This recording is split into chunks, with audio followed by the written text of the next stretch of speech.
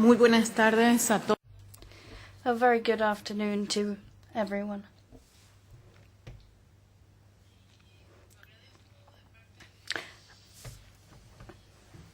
On behalf of my country and the Bolivian state, I would like to express my thanks for this opportunity for women to meet together and to discuss the increased participation and involvement of other women. Women's participation is a revolution that we're seeing right now in terms of the roles of women, and in the case of Bolivia, this is a revolution within a revolution, and it's part of a democratic and cultural transformation that we're seeing now. I don't think that when it comes to women's leadership, we can calque existing previous models of leadership that we've seen in the past, and colonial logic being applied, models based on exclusion. As women, we need to be able to come up with a new form of leadership. And in Bolivia, as in other Latin American countries, we are seeing new leadership models emerging. Models which are closer to the people, which are created for and by the people. This is not a kind of leadership that's distant, a leadership that encourages people to follow blindly. No, this is a kind of leadership that involves people. This is the kind of leadership we need, leadership that is built together with the people. And in Latin America, and specifically in Bolivia, we believe that female leadership needs to function with men by our side. In our understanding, nothing is possible without cooperation. We need to stand side by side and introduce the social and collective elements. This is not an individualistic form of leadership, it's collective leadership.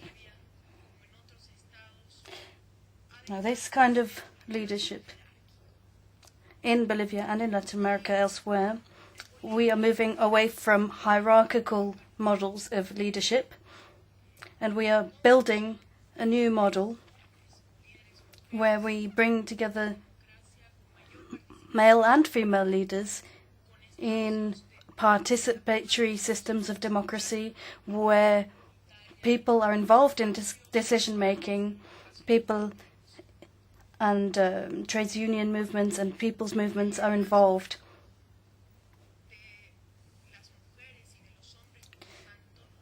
Female and male leadership needs to be a form of leadership that allows people to create ties with other countries, with other people, ties with men. And we're seeing now a profound transition and transformation in our country. This transformation wouldn't have been possible with the partnership and ties with social movements and various different parts of Bolivian society. It's made it possible to transform our state and our society. And the inclusion of women is at the very heart of this idea.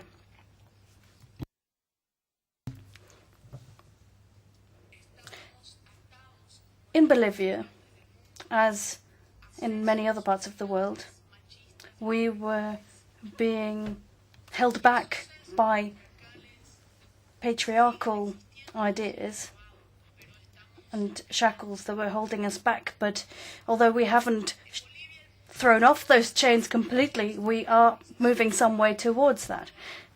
There's a process of moving away from colonialism and are moving away from patriarchal systems. For a long time, female leadership was regarded as a concession by men towards women, not as a right. But in Bolivia now, we are helping to create an idea of female leadership as a basic right. We need new social models that will make it possible for people to exercise their political and social rights and to exercise those rights in equal measure as men and women. This has meant, in the case of Bolivia, departing from old ways of thinking based on uniformity, based on the idea that we're all the same, and based on the idea that we're all working towards the same future. Now, in the case of Bolivia, we have 6 indigenous peoples, 6 nations, and the idea of homogenization would be very destructive. We understand that these diverse lifestyles need to exist together, coexist peacefully, and therefore new women's leadership has to be an intercultural type of leadership, one that's based on the acceptance of differences.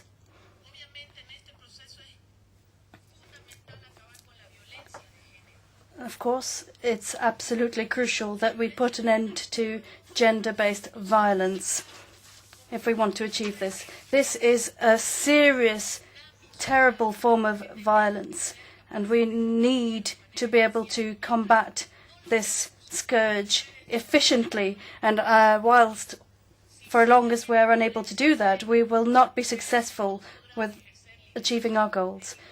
If violence against women continues, we will not be successful in having female leadership as a fact of life worldwide. We need a system of quotas to be put in place. In Bolivia, more than half of the people are women, so we shouldn't content ourselves with 30% quota or a 20% quota.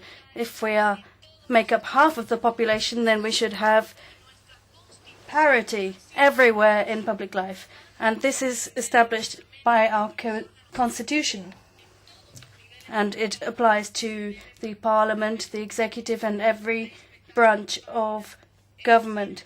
We want parity, that is to say 50% representation in all elected offices and all appointments.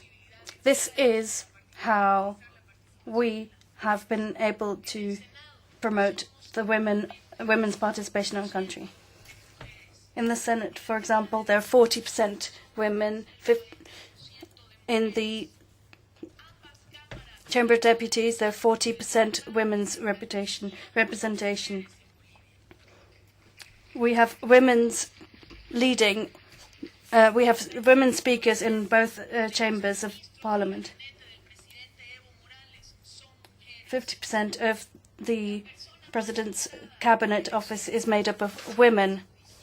The highest judicial authority in Bolivia is a woman. And women are prominent in all branches, therefore, of government. So what message can we get across to you and women around the globe? Well, 50% representation parity has made it possible to guarantee women's participation in decision-making.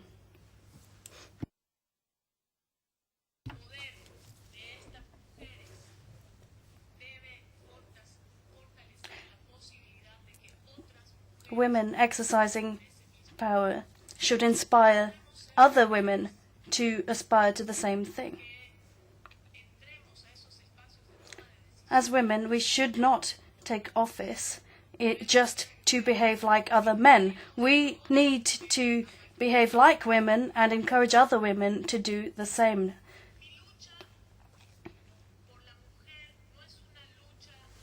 My struggle to defend women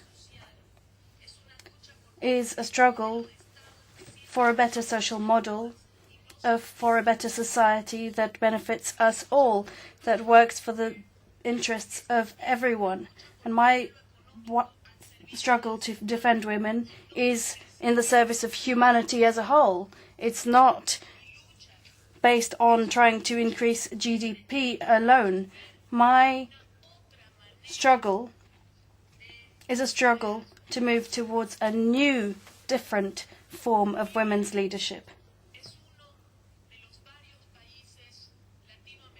Bolivia is one of several Latin American countries that's going through a transformation in terms of dignity and sovereignty. This is the case for Ecuador, Argentina, Brazil, Bolivia.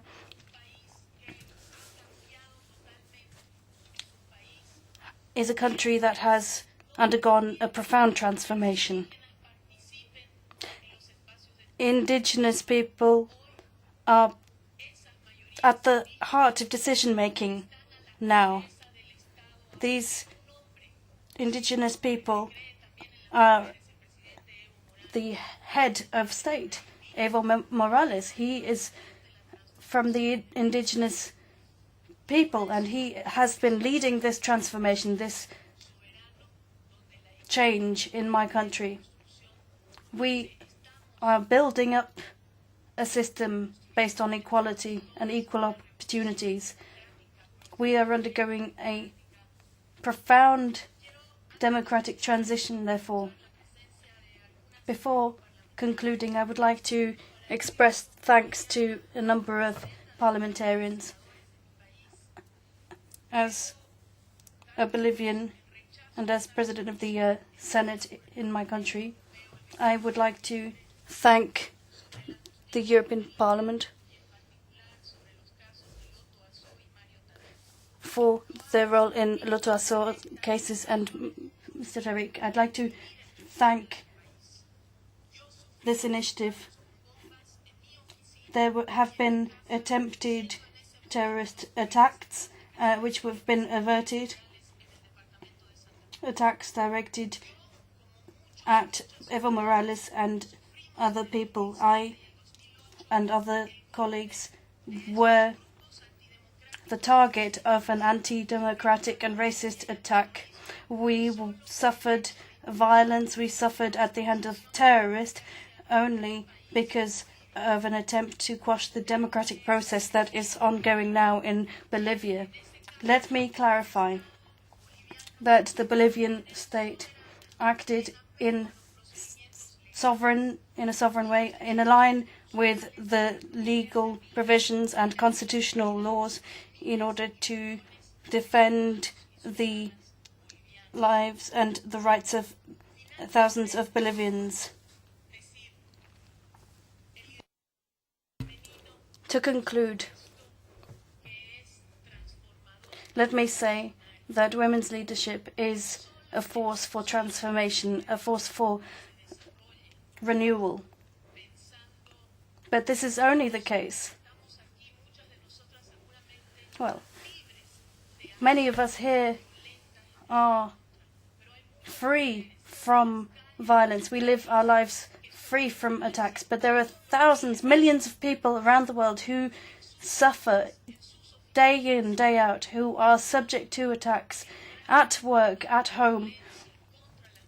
And this is why we must struggle to eliminate violence against women. This should be our #1 priority. Women's leadership will never become a reality if we do not achieve this. Thank you for your attention.